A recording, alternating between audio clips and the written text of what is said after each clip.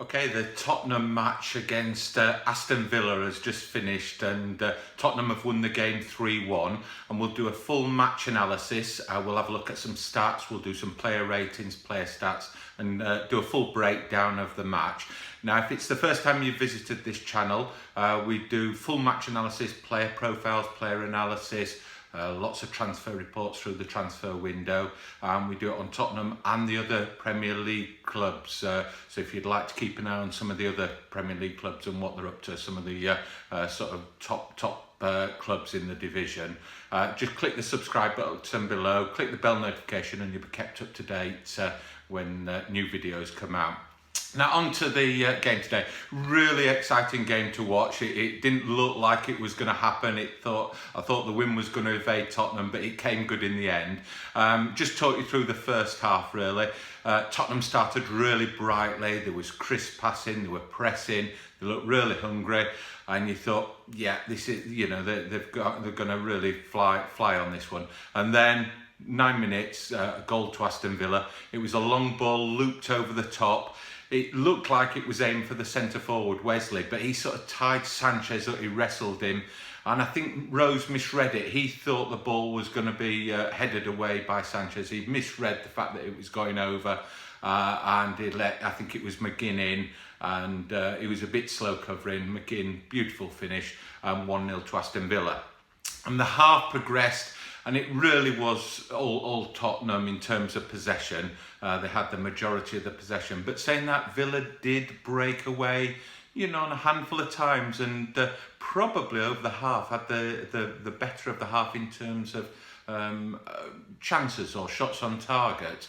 But like I say, the first half was very much Tottenham's in terms of possession, but they just weren't really creative. I mean, I'll read you some of my notes that I made after the first half. Tottenham dominated possession 71%, 7 shots, only 1 on target. Villa defended compact and organised, unlike Norwich did on Friday night. If anybody watched the Liverpool-Norwich game, Norwich were very open, or Villa were very compact, very organised in defence, and then played on the break. Tottenham struggled to create clear opportunities. They were a little bit slow moving the ball, didn't really get down the flanks and get some good crosses over. And the movement at times, if you watch the front three, at times they were all very much just stood, and they just needed to move the ball a bit quicker and a little bit more movement from the players in behind the Aston Villa defence. So it didn't quite happen, but it was pretty much one-way traffic. I thought in the first half, Kane and Moura were a little bit quiet. They very little touches of the ball, just didn't seem to get into the game enough, despite Lucas Moura having a really lively sort of first 10-15 minutes. And they looked like they missed a little bit of creativity in midfield. It looked solid, the passing was good, they were working it right up the pitch, sort of 2/3 up the pitch, but then we got to that last third and it just seemed to lack that spark or something. So I'll put up on screen now the first half stats for you to have a look at, and you can see Tottenham dominated the possession there, 71% to Aston Villa, 29%. Total shots, not too much in it. Tottenham had 7, Aston Villa had 5. And like I say there, Aston Villa had 4 on target, only 1 for Tottenham. To be fair, the Aston Villa shots on target, apart from the goal, weren't brilliant, to be honest. Lloris didn't have too much to do at all, really. Passing success, Tottenham passed the ball really well, crisply, fairly accurately, 89%. Aston Villa did as well, to be fair to them. I thought Jack Grealish in their midfield was superb. And then tackles, you can see Aston Villa were busy boys there with 15 tackles compared to Tottenham's 5. So on to the second half, and I think Pochettino had obviously told them to operate at a little bit more pace, a little bit more urgency. He seemed to put Lamela and Moura a little bit wider to try and get that width. Rose and Walker-Peters were operating quite well, getting up the flank, but they just didn't quite manage to craft anything when they got into that last third. And it was all Tottenham in the first half, but in the second half. But they just didn't look to create those what I call clean-cut opportunities. Lots of shots blocked, just wide, over. You wondered where the goal was going to come. And the game for me changed when he brought Christian Eriksen on 63 minutes, and he really came into the midfield. He just added that little bit of spark and that little bit of class on the ball, and he was, he was controlling people around them and pointing to them where he wanted them to go to create the angles. And it just seemed to disrupt Aston Villa a bit. It just took the shape away from them and allowed opportunities. Now, the first goal came for Ndombele on 73. A lovely shot, cracking shot for about 20 yards. It was a powerful pass from distance into the goal, and you could see it coming because in pre-season he showed that he's not afraid to have a shot, and I think we'll see a few of those throughout the season. When he catches it, he catches it well. So 1-1. And you just thought, right, the game is on now to be taken, and Tottenham really did press forward, create chances, and then Kane, who I thought had been quiet for probably 3/4 of the match, started to get into the game. He just started to get hold of the ball a bit in and around the area, and then on 85, 2-1 to Tottenham, a goal for Kane. The ball fell, it sort of ricocheted on the edge of the area, and he finished it beautifully. So 2-1 to Tottenham, and you couldn't see Villa. Villa, I think, had maybe one shot in the second half. And then on 89 minutes, Sissoko drove at the defence, passed to Kane, and he sort of passed it into that bottom corner from about, I think it was about 10 yards out. But again, beautiful finishing. So up to that point of the last sort of 10 minutes when Kane scored those 2 goals, I would have said he'd had a very quiet game and fairly ineffective, and finishes it with 2 goals. So it just shows you what a quality striker can do. So that was the second half. Surprised not to see Vertonghen in, and when if you watch the TV interview on Sky with Pochettino, I mean, he squirmed. He was uncomfortable when asked about Vertonghen. Don't be surprised if there isn't some form of deal being arranged for him to be transferred out. I wouldn't be surprised. He's 32 years old. He's a superb player, but I can't see Levy helping himself if somebody comes in and offers him 20-30 million pounds for him. But Pochettino looked very uncomfortable. His English seemed to fail him when he was asked the question, and he stumbled and muttered around it. So we'll watch that space interestingly. For Aston Villa, I thought the centre forward held things up well for them. When he did get the ball, he didn't see as much of it as I thought he should, and I thought Jack Grealish looked a real quality player. So we'll have a look at the second half stats now. I'll put those up on screen, or these are really the full match stats. So again, Tottenham held that possession right through the game, 70%. Look at those total shots, 31 to Tottenham, 7 for Villa. I think they only had 1 shot in the second half. Shots on target, 7 for Tottenham. So you can see once they did start firing on target, the goals came. And passing success, beautiful passing success, 89%. So all the work up until the penalty areas was excellent right through the match.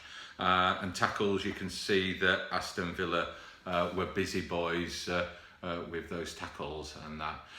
Now onto the player ratings, and we'll give you stats on each players as well. So we'll start with Hugo Lloris. I'm going to give him a 6. It was not a lot to do really throughout the game. I think he only touched the ball 12 times compared to the opposition's goalkeeper that was 39 times. It was not his fault for the goal, but there was really not a lot to judge him on, so we'll give him a 6. Kyle Walker-Peters next. I'm going to give him a 7.5, possibly an 8. I thought he defended well. I thought he looked well organised. He looked pacey. He was sharp in the tackle. He didn't really put a foot wrong, I don't think. He was heavily involved in the game. 103 times he touched the ball, I think more than anybody else.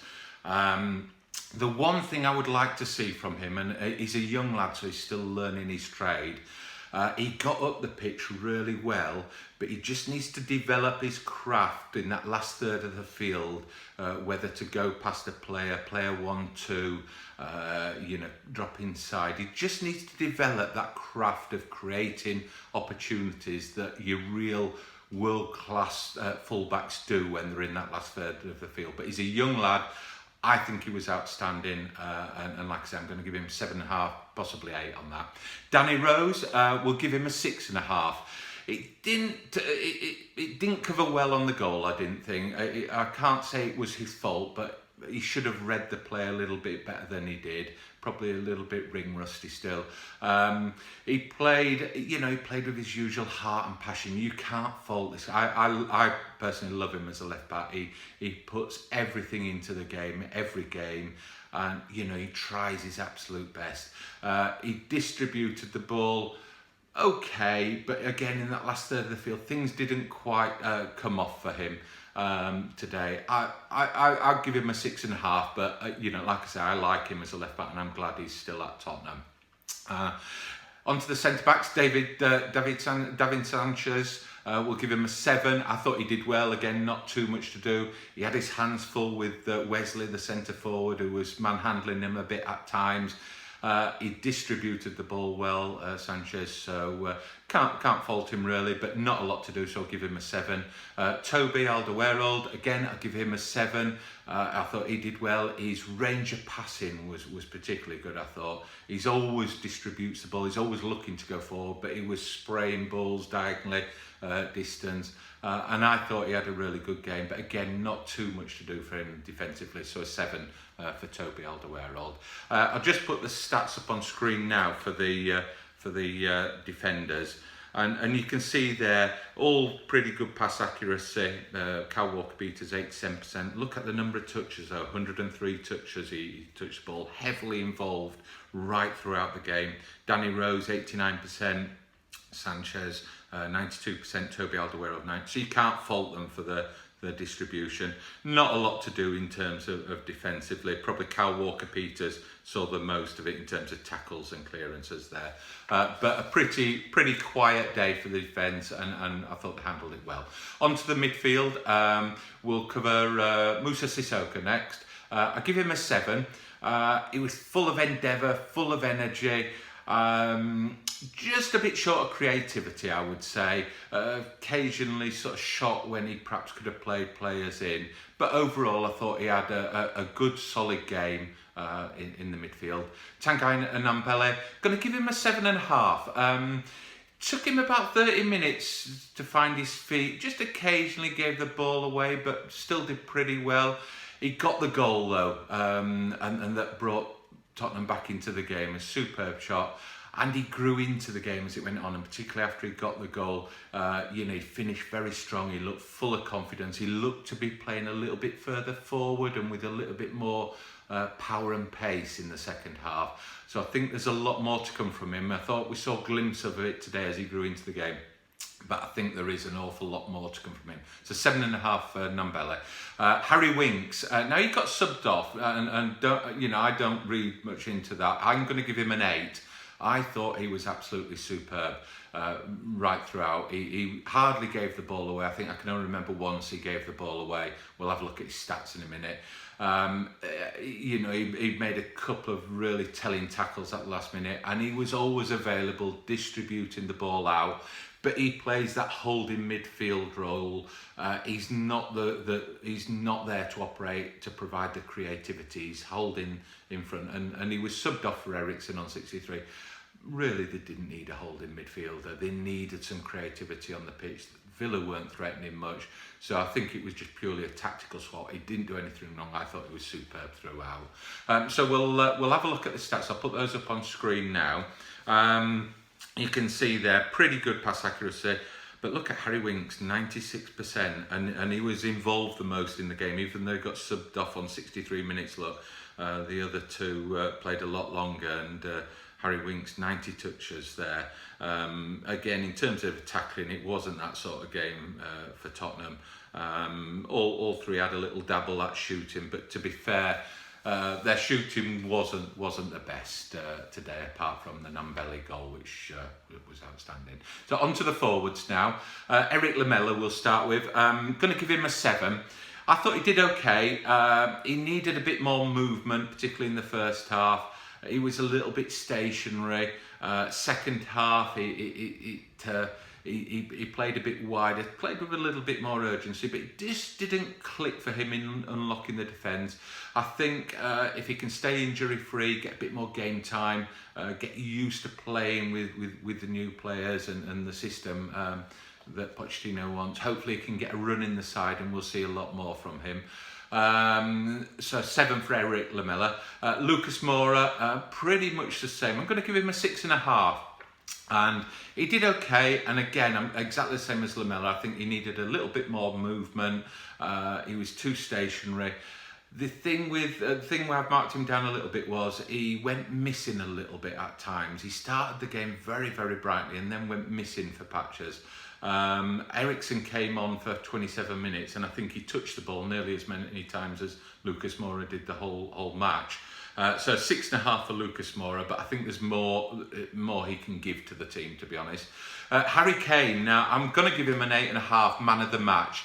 Up until probably 5 or 10 minutes before he got his first goal, I was going to say that he was quiet, he didn't move enough. He just didn't look to make those little runs in behind the defence, too stationary. And then, as all top quality strikers do, he went and bagged 2 goals and turned his performance on its head. And 8.5. And I'm going to give him the Tottenham man of the match purely. Two beautifully finished goals for Harry Kane. So I'll just put the stats up on the screen for the attackers. You can see there, pass accuracy pretty good. Harry Kane was probably the worst. You can see that Harry Kane was not really involved compared to the other two. Just didn't seem to get hold of the ball until that last sort of 15 minutes with 37 touches there. But look at the shots. They were all having a crack at goal. But Harry Kane more than the other two together. 8 shots, but only 2 on target. But you don't care when those 2 actually go into the goal. So that's the attackers. Subs.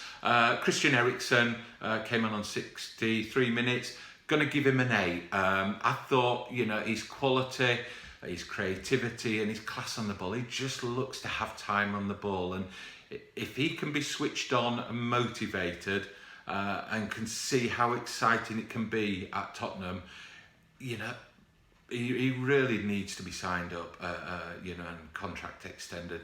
Pay him a little bit more, Daniel Levy, if need be, because I think as long as he's motivated, he is just that little class above some of the other attacking midfielders. Obviously, we've yet to see Lo Celso play, but Eriksen, I would want a motivated Eriksen in my team. And he just sort of unlocked the door a couple of times, and he moved the Villa players around a bit, and you could see him. When he had the ball, he was telling people where to go to change angles. Just pure class to me, and he was a game changer. And very nearly, even though he's only on 27 minutes, nearly pipped Harry Kane there. But I'm going to give him an 8. Nkudu came on last 2 or 3 minutes. Not going to give him a mark because it really wasn't involved in the game. So that's a game. Good first game for Tottenham at home. 3-1 win, and I think there's a lot more to come from them. Lo Celso to come in, Ryan Sessegnon to come in. Just the question mark over Vertonghen, so we'll keep an eye on that one. If you like the video, please give it a like, and obviously if you want to subscribe to the channel below to keep updated with all future videos on Tottenham and the other top Premier League teams. Thanks again for watching.